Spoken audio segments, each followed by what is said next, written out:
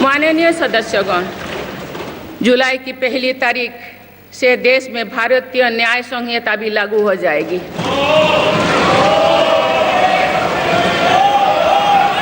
अंग्रेजी राज में गुलामों को दंड देने की मानसिकता थी। दुर्भाग्य से आज़ादी के अनेक दशकों तक गुलामी के दौर की यही दंड व्यवस्था चलती रही। इसे बदलने की चर्चा अनेक दशकों से की जा रही थी, लेकिन ये साहस भी मेरी सरकार ने ही करके दिखाए हैं। अब दंड के जगह न्याय को प्राथमिकता होगी, जो हमारे संविधान की भी भावना है। इन नई कानूनों से न्याय प्रक्रिया में तेजी आएगी। आज जो विदेश अलग अलग क्षेत्रों में गुलामी की मानसिकता से मुक्त पा रहे हैं, तो ये उस दिशा में बहुत बड़ा कदम है और ये हमारे स्वतंत्रता सेनानियों की सच्ची श्रद्धांजलि भी है। मेरा सरकार ने सीएए कानून के तहत शरणार्थियों को नागरिकता देना शुरू कर दिया है। इससे बंटवारे से पीड़ित अनेक परिवारों के लिए सम्मान का जीवन जीना तय हुआ है। जिन परिवारों को सीएए के तहत नागरिकता मिली है, मैं उनके बेहतर भविष्य की कामना करती हूँ।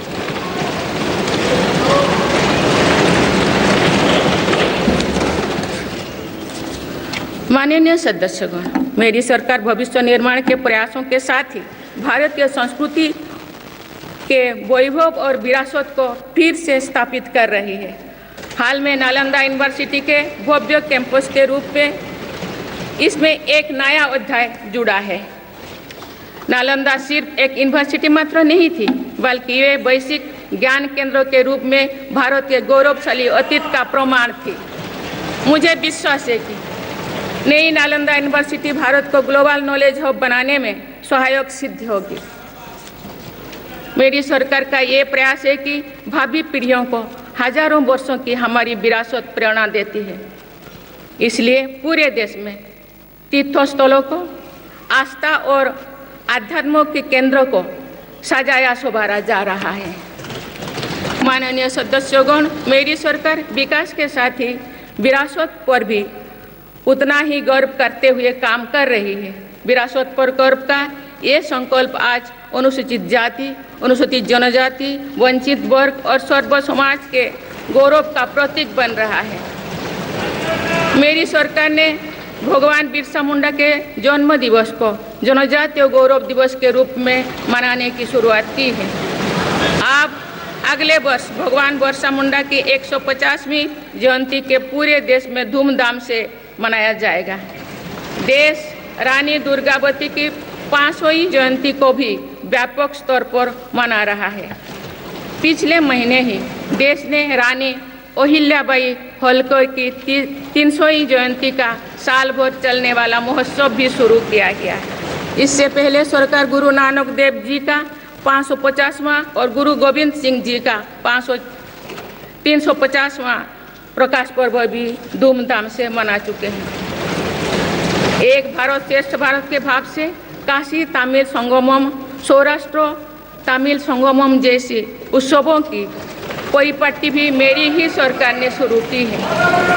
इन आयोजनों से हमारी नई पीढ़ियों को राष्ट्र निर्माण की प्रेरणा मिलती है और राष्ट्र पर गौरव का भाव और मजबूत होता है। माननीय सदस्यगण, हमारी सफलताएं हमारी साझी धरोहर है, इसीलिए उन्हें अपनाने में संकोच नहीं, स्वाभिमान होना चाहिए। आज अनेक सेक्टर्स में भारत बहुत अच्छा प्रदर्शन कर रहा है।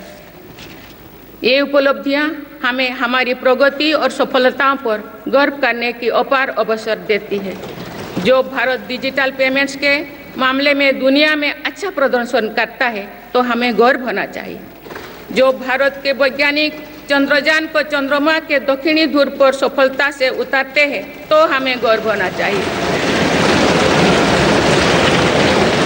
जो भारत दुनिया की सबसे तेज बढ़ती इकोनॉमी बनता है, तो हमें गर्व होना चाहिए। जो भारत इतना बड़ा चुनाव अभियान बिना बड़ी हिंसा और अराजकता से पूरा कराए तो भी हमें गौरव होना चाहिए। आज पूरा विश्व हमें मदर ऑफ डेमोक्रेसी के रूप में सम्मान देता है। भारत के लोगों ने हमेशा लोकतंत्र के प्रति अपना पूर्ण विश्वास प्रकट किया है। चुनाव से जुड़े संस्थाओं पर पूरा भरोसा जताया है। स्वस्थ लोकतंत्र को बनाए रखने के लिए हमें इस विश्वास को सुसह्य कर रखना है, इसकी रक्षा भी करना है।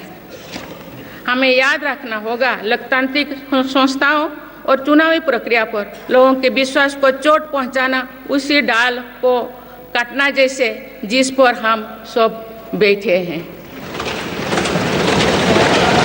हमारे लोकतंत्रों की विश्वसनीयता को ठेस पहुंचाने की हर कोशिश की सामूहिक आलोचना होना चाहिए। हम सभी को वो दौर याद है जो बैलेट पेपर छीन लिया जाता था, लूट लिया जाता था। मतदान प्रक्रिया को सुरक्षित बनाने के लिए ईवीएम को अपनाने का फैसला किया गया था।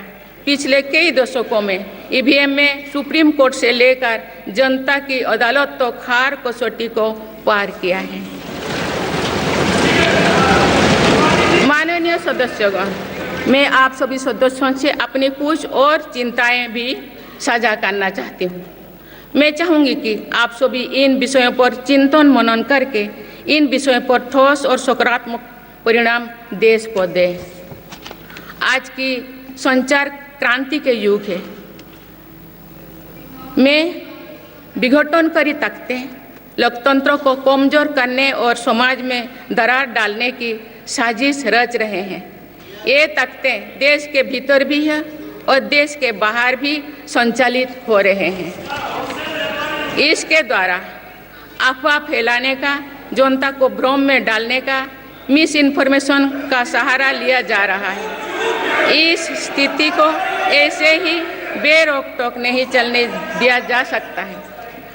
आज के समय में टेक्नोलॉजी हर दिन और उन्नत हो रही है।